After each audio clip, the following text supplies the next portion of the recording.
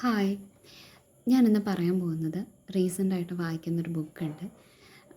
ഞാൻ കുറേ ആഗ്രഹിച്ചിട്ട് വാങ്ങിച്ചൊരു ബുക്കാണ്. തിങ്ക് ലൈക്ക് എ മോങ്ക്, ജയ് ഷെട്ടിയുടെ ഒരു ബുക്കാണ്.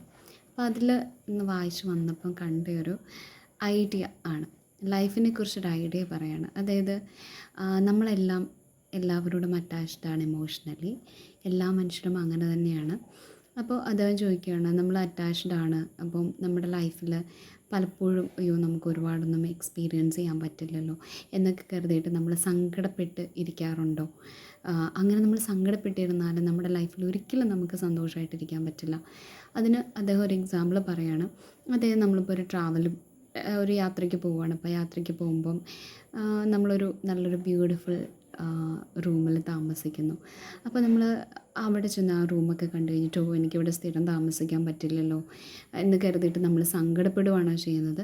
മറിച്ച് നമുക്കിവിടെ കുറച്ച് ടൈമേ ഉള്ളൂ സ്പെൻഡ് ചെയ്യാനായിട്ട്. അപ്പോൾ ആ ദിവസങ്ങൾ, ആ ഉള്ള സമയങ്ങൾ വളരെ മനോഹരമായിട്ട് സ്പെൻഡ് ചെയ്യണം എന്ന് കരുതിയിട്ട് നമ്മൾ എക്സ്പ്ലോർ ചെയ്യാൻ ശ്രമിക്കും എന്ന് ചോദിക്കുകയാണ്. അപ്പോൾ ശരിക്കും എനിക്കത് ഭയങ്കരമായിട്ട് ഇൻസ്പയറിംഗ് ആയിട്ട് തോന്നി. കാരണം നമ്മൾ പലപ്പോഴും നമ്മുടെ ചെറിയ ചെറിയ പ്രശ്നങ്ങളോർത്ത് നമ്മളെപ്പോഴും വറീഡാവും.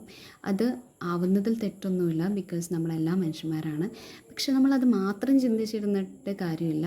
ഇതുപോലെ ഇടയ്ക്ക് നമുക്കുള്ളത് ഈ ഭൂമിയിൽ, അദ്ദേഹം പറയുന്നത് ഏർത്ത് ഹോട്ടൽ, ഇവിടെ നമ്മൾ ഭൂമിയാകുന്ന ഹോട്ടലിൽ നമ്മൾ കുറച്ച് നാൾ താമസിക്കുന്നുള്ളൂ.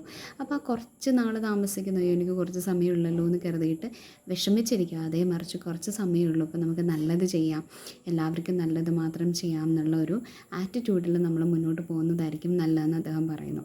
A lot of controversies are going on അദ്ദേഹത്തെക്കുറിച്ച്. പക്ഷേ എന്നാൽ പോലും അദ്ദേഹം പറഞ്ഞൊരു പോയിൻറ്റ് കറക്റ്റാണ്, ആൻഡ് ഐ ലവ്ഡ് ഇറ്റ്. അതുകൊണ്ടൊന്ന് ഷെയർ ചെയ്യാമെന്ന് വിചാരിച്ചു.